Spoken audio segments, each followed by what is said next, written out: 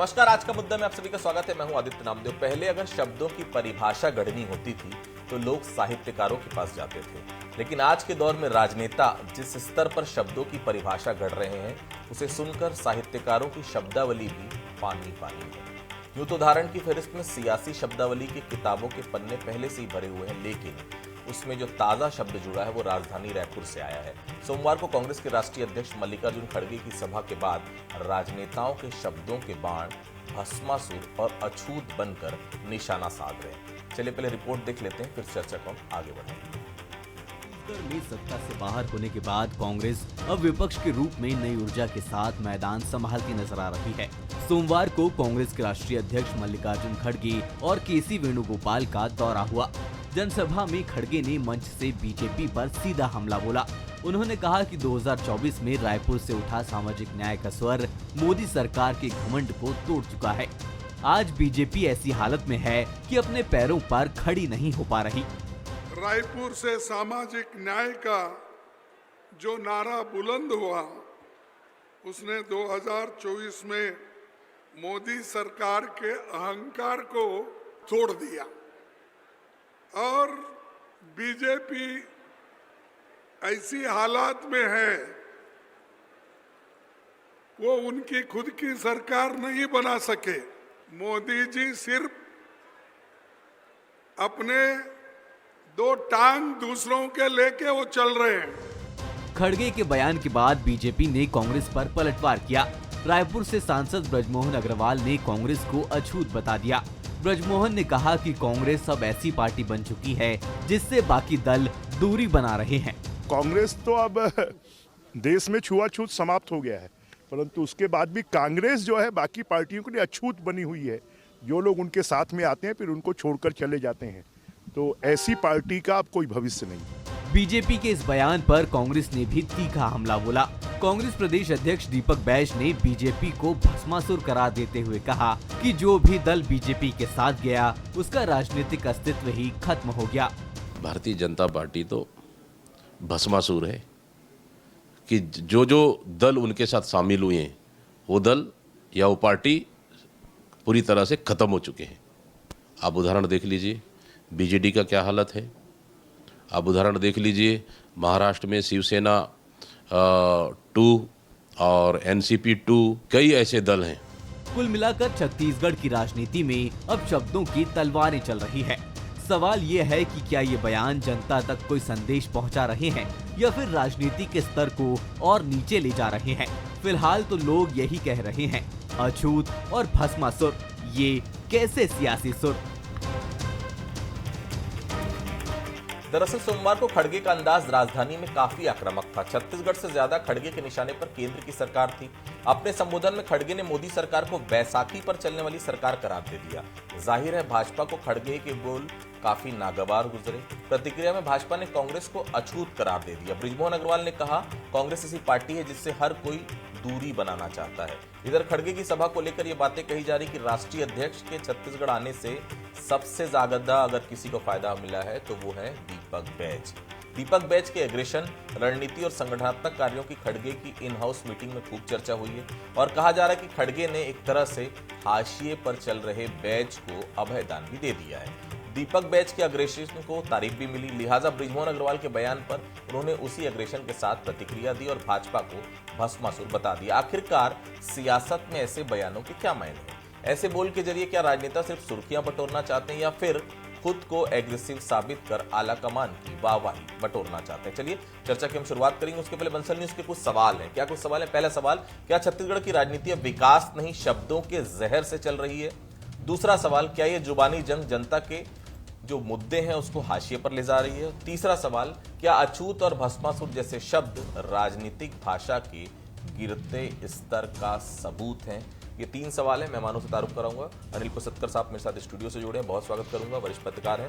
PS Chauhan साहब Bharatiya Janata party के नेता हैं, प्रवक्ता हैं, बहुत स्वागत करता हूं। अभय नारायण जी हमारे साथ जुड़े हुए हैं बिलासपुर से, कांग्रेस के वरिष्ठ नेता, प्रवक्ता हैं, बहुत स्वागत करता हूं। सबसे पहले अभय जी के पास चलता हूं। अभय जी, भाजपा ने किसका अंत कर दिया है जो आपके अध्यक्ष जी खड़गे साहब भाजपा को जो है भस्मासुर बता रहे हैं, दीपक बैज भी भस्मासुर कह रहे हैं? अभय जी। आदित्य जी, आज के तीनों सवाल आपके बिल्कुल जायज सवाल। राजनीतिक के जो वक्तव्य का स्तर है वो लगातार नीचे गिरता जा रहा है। और भारतीय जनता पार्टी के कुछ लोग हैं जिसमें छत्तीसगढ़ से बृजमोहन अग्रवाल और अजय चंद्राकर जी शामिल हो चुके हैं। देश स्तर पे तो बहुत नाम है क्योंकि डिबेट के विषय छत्तीसगढ़ है। दूसरा, जिन शब्दों का उपयोग किया जा रहा है, अछूत शब्द जो आरएसएस को हमेशा से प्रिय रहा है बहुत, क्योंकि आरएसएस उन्हीं लोग की पार्टी है जो अपने आप को उच्च वर्ग, कुलीन वर्ग और बड़ा वर्ग कहते हैं, जिन्होंने हमेशा अपने से नीचे वर्ग के लोगों को, नीची जातियों के लोगों को अछूत ही समझा।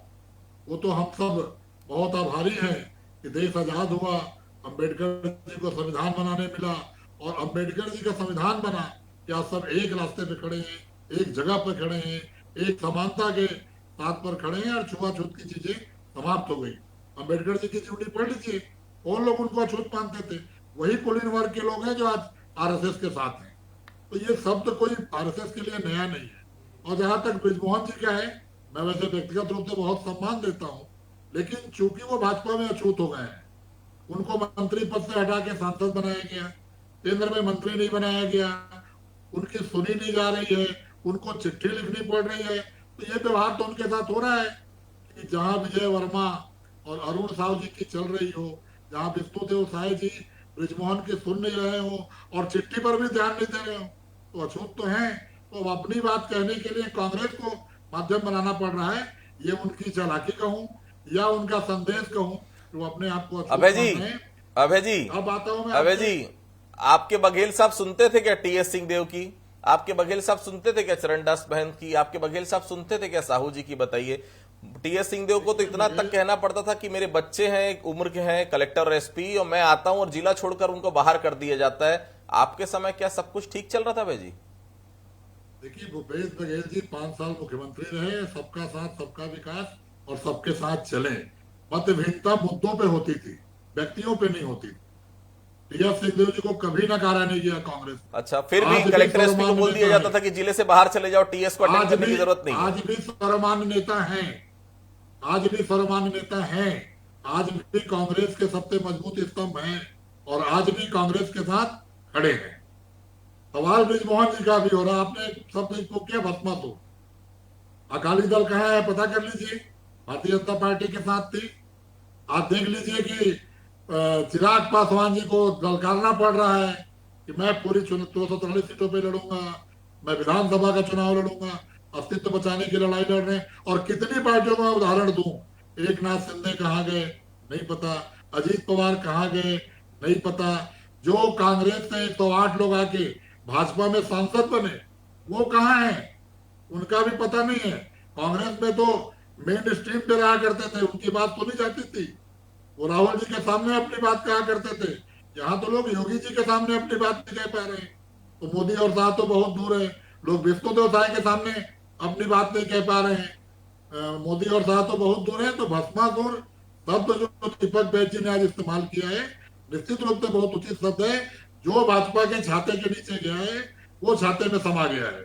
भारतीय जनता पार्टी देखेगा नीतीश कुमार का क्या होने वाला है। ठीक, मैं लौटूंगा आपके पास। जी जी, चौहान साहब, मेरी आवाज अगर आपको मिल रही हो तो ये बात तो आपकी सही है कि कांग्रेस जो कभी देश की सबसे बड़ी पार्टी होती थी चौहान साहब, आज छोटे छोटे दलों के साथ गठबंधन करने को मजबूर है। सही बात है। झारखंड में हमने देखा, लोकसभा चुनाव में हमने यूपी से लेकर महाराष्ट्र और बिहार तक देखा कि कांग्रेस को अपने कद से नीचे जाकर सीटों पर समझौता करना पड़ा।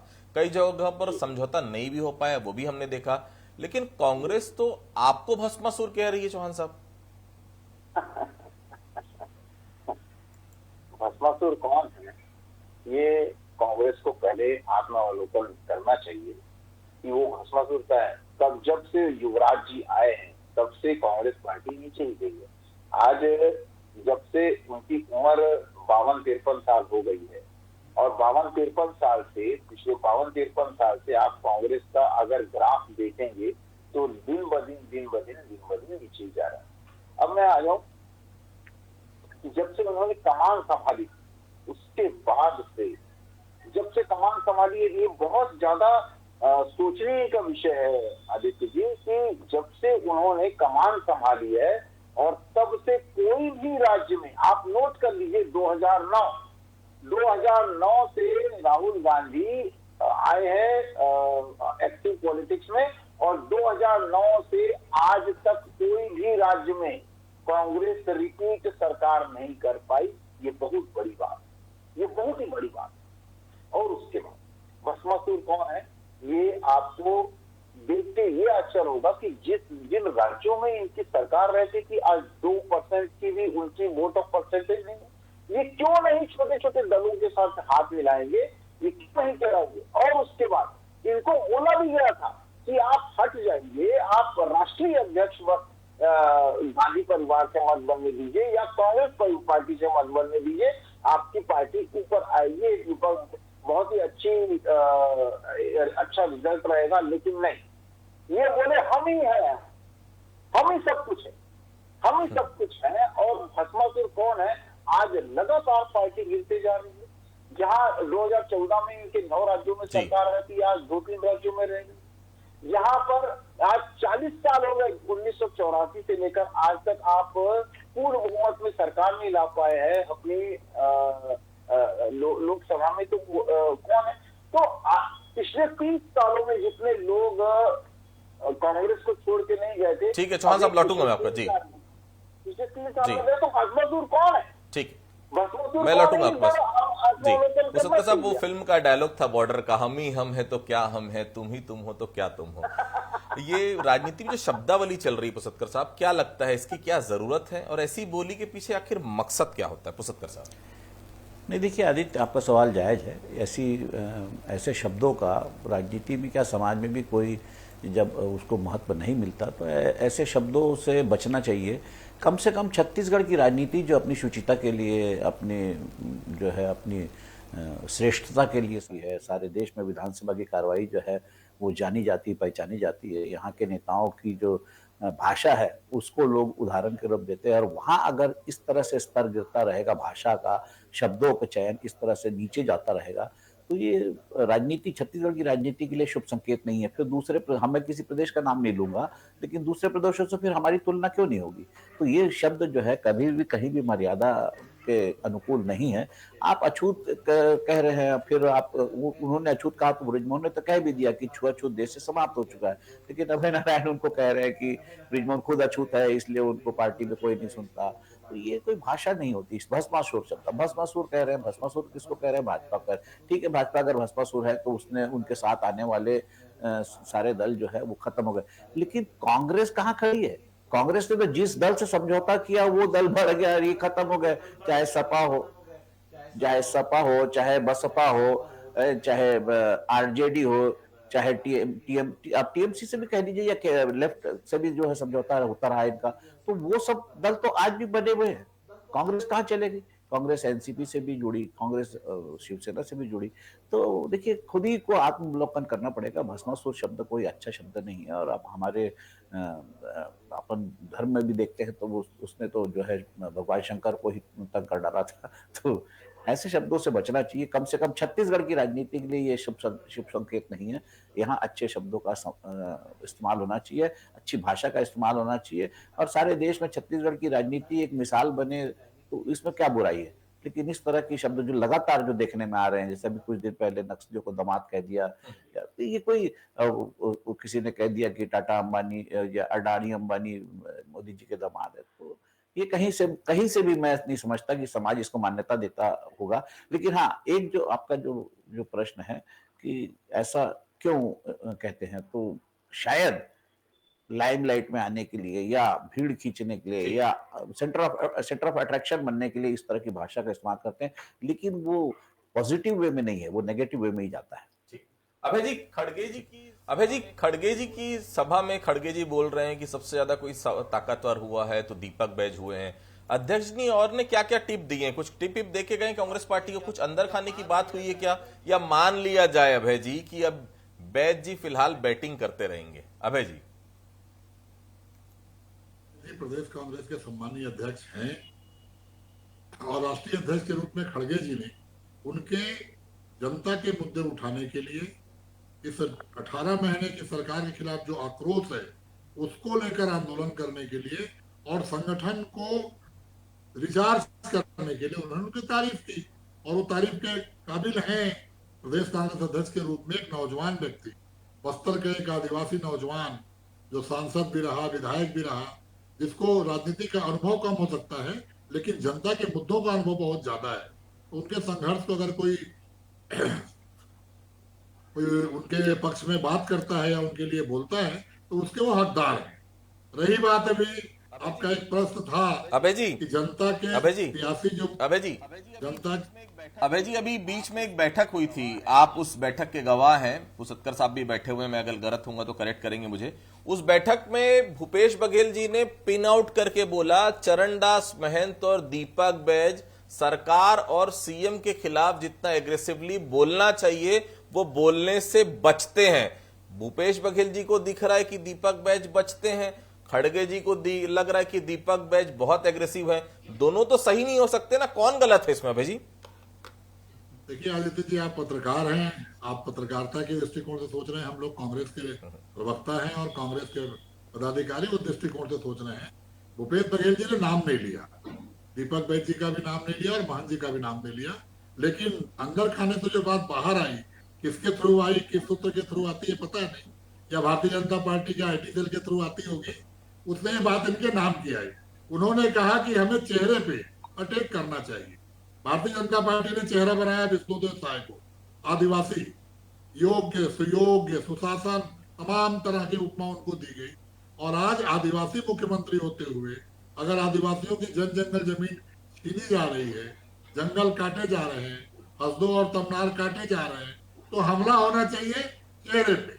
ये एक पार्टी की लाइन की बात थी जो उन्होंने कमेटी में कही। अब वो बातें जिस तरह से भी बाहर है, अंदर की बात अंदर और बाहर की बात बाहर, लेकिन कहीं ना कहीं अटैक चेहरे पे होता है। आज मैंने खड़गे जी ने पूरा अटैक किया मोदी और शाह के चेहरे पर, क्योंकि करना चाहिए था। एक बात जो आपका प्रश्न है कि इन तमाम बातों को नेता कहकर भारतीय जनता पार्टी के नेता छत्तीसगढ़ में, महाराष्ट्र और दिल्ली और देश की तरह हालात बनाते जा रहे हैं कि आप जनता के मुद्दे को हथिये पे डाल दो। आप छत्तीसगढ़ में जो जनता के मुद्दे हैं, आज डीएपी गोदाम में नहीं मिल रहा है, समितियों में नहीं मिल रहा है, बाजार में मिल रहा है। 400 रुपए में नहीं मिल रहा है, 1200 में मिल रहा है, 1200 में मिल रहा है, 2200 में मिल रहा है। आज डीएपी काला बाजारी से मिल रहा है। इस मुद्दे पे कोई बात नहीं करे। ब्रिजमोहन जी तो कृषि मंत्री रह चुके हैं, 15 साल मंत्री रहे हैं, जरा किसानों की बात करते, प्रशिक्षण शिविर में थे। जहां नड्डा जी कह रहे हैं कि हमको ऐसी बातें मीडिया में संभाल के बोलनी चाहिए, और नड्डा जी को बोले हुए 2 घंटे नहीं हुए, ब्रिजमोहन जी मीडिया में आ गई, अछूत शब्द का इस्तेमाल कर दिया। मैं अनिल पुष्कर जी के बात से सहमत हूँ कि इन तमाम तरह के मुद्दों को, बातों को बिल्कुल नहीं करना चाहिए, लेकिन अभी नड्डा जी ने सलाह दी नहीं और ब्रिजमोहन जी ने तोड़ दिया, क्योंकि ब्रिजमोहन जी बहुत आहत है। ब्रिजमोहन जी को जो मिलना चाहिए था वो मिला नहीं है, तो ऐसे मीडिया मिले, ऐसे उनको हाइट अब आपकी सरकार में इतना कुछ मिला, उनको नहीं मिल रहा अपनी सरकार में, तो दुखी तो होंगे ना। आपकी सरकार ने इतना कुछ दिया ब्रिजमोहन जी को, बघेल जी की दोस्ती और उनकी दोस्ती की चर्चा हर तरफ रही। चलिए मैं लौटूंगा आपके पास। चौहान साहब, दीपक बैज के एग्रेशन की काफी तारीफ हुई है, ऐसी जानकारी मिल रही, कहीं अपने एग्रेशन को साबित करने के लिए तो ऐसा नहीं बोल रहे हैं अध्यक्ष जी? और एक बात, खड़गे जी ने जो कहा वो तो सही है, केंद्र में नायडू और नीतीश के भरोसे ही तो आपकी सरकार टिकी है, गलत तो नहीं बोल रहे हैं खड़गे जी? चौहान साहब, सबसे पहली बात तो ये है कि हमारे डॉक्टर जो कांग्रेस के प्रवक्ता, अगर क्वेश्चन एंड आंसर में अगर कोई नंबर देना रहता तो उनको 0 मिलता। आपने क्वेश्चन कुछ और पूछा था, आंसर उन्होंने कुछ और ही वर्ड दिया, पता नहीं कौन कौन सा आंसर दे रहे थे। तो आंसर देने में उन्होंने एकदम बहुत ज्यादा चूक मिली और उनको 0 शायद मिलेगा। हो सकता है कि ये किसी दूसरे क्वेश्चन का आंसर हो, लेकिन जो आपने क्वेश्चन पूछा था वो आंसर नहीं दिया। अब आपका जो क्वेश्चन है उसका मैं आंसर दे देता हूँ कि एग्रेशन बहुत दिखा और उसकी बहुत ज्यादा तारीफ, तो उसकी तारीफ तो अग्रेशन की जो तारीफ है वो भूपेश बघेल जो इनके सर्वमान्य नेता है, जो अभी हमारे माननीय प्रवक्ता ने बोला कि वो सर्वमान्य नेता है, नंबर 1 के नेता है छत्तीसगढ़ के, उनको उन्होंने सर्टिफिकेट तो पहले ही दे दिया था। आप बहुत ही वरिष्ठ पत्रकार हैं आदित्य जी, और बहुत ही वरिष्ठ और बहुत ही प्रसिद्ध चैनल पे हम बैठे हुए हैं। अगर आपने बैज और महंत जी को बोला है तो वहां पर और भी बहुत सारे नेता बैठे हुए थे।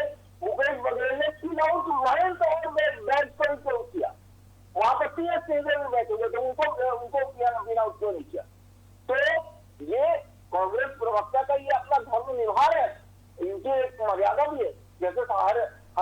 की होती है, लेकिन सच तो सच है और झूठ तो झूठ है, उसको आप झूठवा तो नहीं सकते।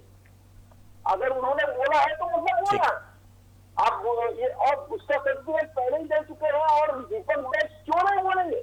और दीपक बैच तो अभी अपनी सीट संभाल रही है, जो उनकी बहुत ज्यादा महामारी हुई है पिछले 2-3 महीनों में। आपने देखा है कि एक पूर्व जो विधायक है बोलते हैं कि उनको नैतिकता का पाठ आना चाहिए, नैतिकता का पाठ पढ़ा रहे थे पूर्व विधायक। ठीक ठीक पुसतकर साहब, आपको नहीं लगता कि राजनेताओं के लिए कोर्स चालू करना चाहिए, शब्दों की सीख उन्हें अच्छी तरीके से दी जानी चाहिए, जो भी जिम्मेदारी वाले पद पर जाए पहले उससे उस कोर्स को पास करना होना चाहिए, ये होना चाहिए। नहीं तो सियासत का जो स्तर है पुसतकर साहब, वो आने वाले कुछ सालों में ऐसा लगता है बचेगा ही नहीं कुछ।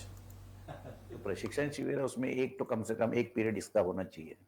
3 दिन का प्रशिक्षण शिविर है, उसमें एक दिन का एक पीरियड कम से कम होना चाहिए, क्योंकि नक्सलियों को दामाद कहना, अछूत कहना, और ये दूसरी बात, ये कोई नए विधायक या नए प्रवक्ता या कोई नया नेता नहीं कह रहा है। दोनों अजय चंद्राकर भी जाने माने नेता हैं, मंत्री रहे और संसदीय कार्य मंत्री भी रहे, तो और ब्रिजमोहन के तो अनुभव के बराबर का तो कोई विधायक हमारे विधानसभा में है ही नहीं। तो ऐसे में अगर ऐसे शब्द ऐसे जिम्मेदार और गंभीर नेताओं से के मुख से आ रहे हैं, तो फिर आप दूसरे नए लोगों से क्या उम्मीद कर सकते हैं? तो फिर तो जो आए दिन जो विधायकों की और जो जनप्रतिनिधियों की और सरकारी अफसरों की जो बहस और के जो वीडियो वायरल होते हैं, दूसरे प्रदेशों में मारपीट के वीडियो वायरल होते हैं, हमारे यहाँ बहस के चालू हो गए हैं, तो वो सब ये तो होते रहेगा। फिर हमारे प्रदेश और हम दूसरे प्रदेश से अपने प्रदेश की तुलना नहीं करना चाहते। हमारा प्रदेश तो राजनीति में आज भी एक बेस्ट एग्जाम्पल बना हुआ है। यहाँ दल बदल तक को भी जो है आज तक की जनता ने महत्व नहीं दिया। तो इसलिए ये जो आपका सवाल है वो बिल्कुल जायज है दोनों ही पार्टियों के लिए, सिर्फ एक पार्टी के लिए नहीं, भाजपा के लिए नहीं, कांग्रेस के लिए। कांग्रेस के दीपक बैच ठीक है, एग्रेशन दिखाना चाहिए। अगर भूपेश बघेल ने पार्लियामेंट्री, जैसे आपने कहा, पार्लियामेंट्री अफेयर कमेटी की बैठक में अगर जो है नाम ना भले ना लिया हो, लेकिन उन्होंने जो आरोप लगाया कि एग्रेसिव नहीं है, जो सरकार को घेरने में जो एग्रेशन कांग्रेस का होना चाहिए वो नहीं दिखता। तो इसका एग्रेशन भूपेश बघेल, लेकिन वो एग्रेशन भूपेश बघेल को नहीं दिख रहा है, लेकिन दिल्ली में बैठे खड़गे साहब को दिख रहा है एग्रेशन।